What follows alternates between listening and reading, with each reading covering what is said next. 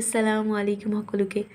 আজি আপোনালোকৰ মাজলৈ এটা খুব ধুনীয়া জানিবলগীয়া টপিক লৈ আহিছোঁ। সেইটো হৈছে ৰাতি শুৱাৰ সময়ৰ আমল। যে আমি ৰাতি শুওঁতে কি দুৱা দৰুদ পঢ়ি শুব লাগে বা কেনেকুৱা নিয়মৰ সৈতে শুব লাগে সেইটোৱে মই আজি আপোনালোকক জনাম।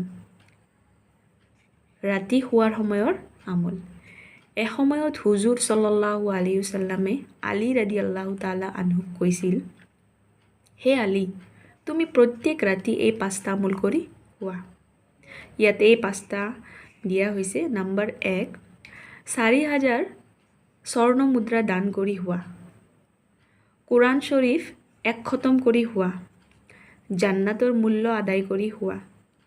দুজন বিবাদকাৰীৰ মাজত আপোচ কৰি শুৱা। মানে আপোচ মানে দুজন কাজিয়া লগা বা তেওঁলোকৰ মাজত যদি কিবা হৈছে সেইটো মিলা প্ৰীতি কৰি দিয়া। লাষ্ট আছে এটা হজ পালন কৰি শুৱা। উত্তৰত হজৰত আলী ৰাদিয়াল্লাহু তাআলা আনহুৱে আৰজ কৰিলে, হুজুৰ, এইটো অসম্ভৱ কাম, মোৰ দ্বাৰা কেনেকৈ সম্ভৱ হ'ব? হুজুৰ সাল্লাল্লাহু আলাইহি সাল্লামে ক'লে, 4 বাৰ সূৰা ফাতিহা পঢ়ি শুৱা। 4000 স্বৰ্ণ মুদ্ৰা দান কৰাৰ সমান সওৱাব তোমাৰ আমল নামাত লিখা হ'ব। নম্বৰ 2, 3 বাৰ সূৰা ইখলাছ। সূৰা ফাতিহাটো হ'ল আলহামদু সূৰাটো আৰু সূৰা ইখলাছ হ'ল কুল হুৱাল্লাহু আহাদ।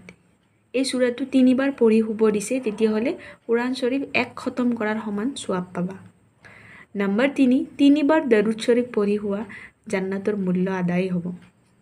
নম্বৰ 4, 10 বাৰ ইস্তিগফাৰ পঢ়ি শুৱা, দুজন বিবাদকাৰীৰ মাজত আপোচ কৰি দিয়াৰ সমান সওৱাব পাবা। নম্বৰ 5, 4 বাৰ কলিমা তামজিদ পঢ়ি শুৱা, এটা হজ পালন কৰাৰ সওৱাব পাবা।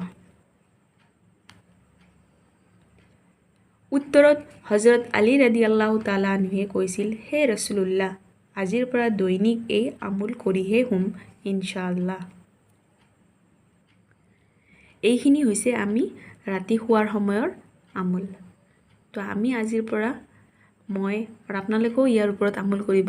যিকোনো মানে কাম কৰিলে আমাৰ মনটো বহুত ছেটিছফাই হয়, বহুত ভাল লাগে কৰি। আপোনালোকেও আমি যেনেকৈ আগত মোবাইলটো চাই পেলাই শুই গৈছিলোঁ, কোনো দুৱা দৰুদ আমি পঢ়া নাছিলোঁ, কিন্তু আজি আমি এটা নতুন বস্তু জানিলোঁ।